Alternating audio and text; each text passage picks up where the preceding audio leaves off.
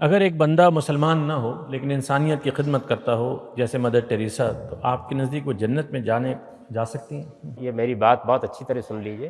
نہ دنیا میں لوگوں کے کفر اور ایمان کے فیصلے کرنے کا مجھے اختیار ہے، اور نہ قیامت کے بعد جنت اور جہنم کے فیصلے کرنے کا اختیار ہے۔ جنت اور جہنم کس اصول پر ملے گی وہ قرآن نے بیان کر دیا، وہ میں آپ کو بتا سکتا ہوں۔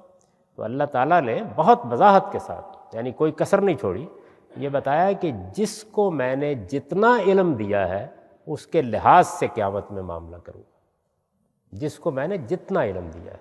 چنانچہ سورہ اعراف میں دیکھیے کیا کہا ہے، نقل کیا ہے یہ کہ قیامت میں کچھ ایسے لوگ بھی ہوں گے جو کھڑے ہو کر یہ کہیں گے کہ ہمیں تو کسی پیغمبر کا پتہ ہی نہیں تھا، ہی نہیں، معلوم ہی نہیں تھا۔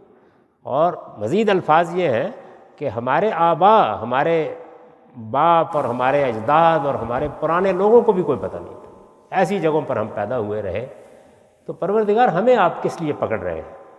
تو وہ یہ کہیں گے کہ جو علم میں نے تمہارے اندر ڈال کر بھیجا تھا اس کی بنیاد پر پکڑ رہا ہوں، میں نے کب کسی پیغمبر کا پوچھا؟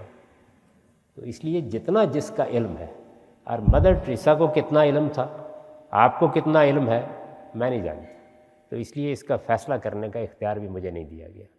وہ جو دلوں کا حال جانتا ہے وہ فیصلہ کرے گا قیامت میں، اور اس نے یہ کہا ہے کہ میں کھجور کی گٹھلی کے اوپر جو ہلکا سا دھاگا ہوتا ہے اس کے برابر بھی کسی پر ظلم نہیں کروں، اطمینان رکھیے۔